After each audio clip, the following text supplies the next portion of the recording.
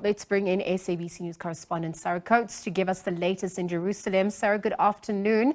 Thank you for joining us at this hour. Perhaps just as we're speaking, you could provide us an update on the ground. Talk to us about the activity on the ground around Al-Aqsa Mosque as Ramadan begins.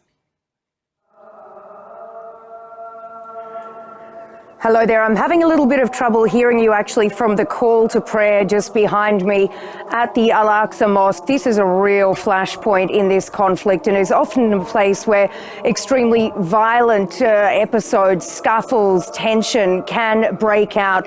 This is the second day now of Ramadan. Really a lot of tension on the ground. You can feel that when you're walking through the old city. Normally during Ramadan, you'll walk through and there'll be many colourful decorations, lights hanging up.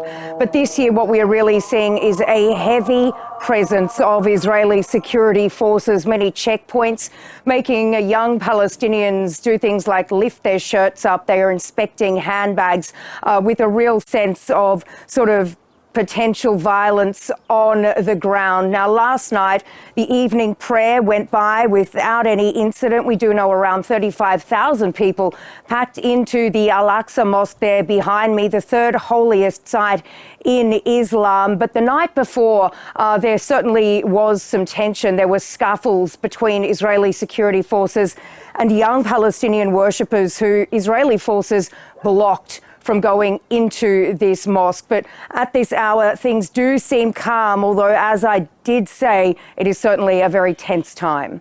Sarah, thank you for speaking to the mood and the atmosphere. We wanted to understand, what that feels like from the displaced Palestinians. And given the dire food situation, the food crisis, the delay in aid, what are the sentiments on the ground? How are the Palestinians managing? How are they breaking fast with what? I mean, just paint that picture for us. Well, I'll take you through how people are speaking about it here first in Jerusalem, then we'll move to Gaza. The people that we've been speaking to, they say they are not celebrating Ramadan this year. They are merely marking it, given the situation down in the Gaza Strip and what their brothers and sisters are facing. It is certainly not a festive time, as I mentioned, as it normally is. It is actually very somber here on the ground. Inside Gaza, people say they are already fasting. They don't need to break their fast simply due to the lack of food down in the Gaza Strip. We've seen horrendous pictures of people using makeshift decorations to try and decorate their makeshift tents. There are not enough Qurans to go around, and people are just becoming increasingly desperate. This is why we are seeing this joint effort between the EU and many other countries to establish this maritime corridor that's going all the way from Cyprus to Gaza. It's a route of around 320 kilometres, is expected to take this ship, which left a little earlier this morning, around 2 days to reach Gaza, really showing just how urgently these people in the Strip need food. A quarter of the population on the brink of famine. That is according to the United Nations. But despite all of this international effort to really try and get aid down to these people who are just suffering so very much, questions remain as to when this ship actually reaches Gaza, how this aid will actually be able to be unloaded, given that all of the ports in Gaza have been destroyed by Israeli forces.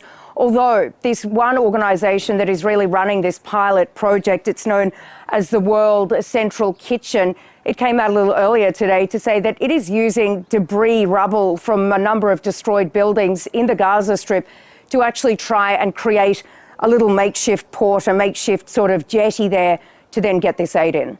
And Sarah, on the back of that, given the delay, perhaps you could also speak to the relations between Biden and Netanyahu. What's also emerging on that front as we speak? They are certainly deteriorating, given what we've been seeing and hearing over the last couple of days. We did see US President Joe Biden coming out to say that an operation in Rafah would be a red line. He said, "We cannot have another 30,000 Palestinians killed."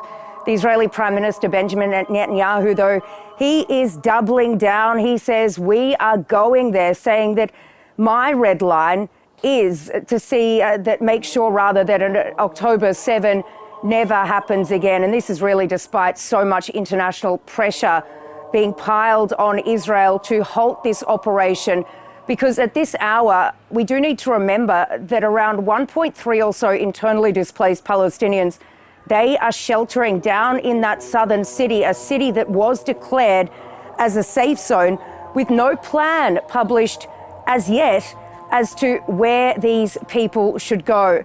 And just in the last half hour or so, reports are also emerging that the Biden administration is now potentially reconsidering or considering stopping giving Israel a number of types of weapons if it does not heed its calls not to go down into Rafah and actually presses on with this military operation.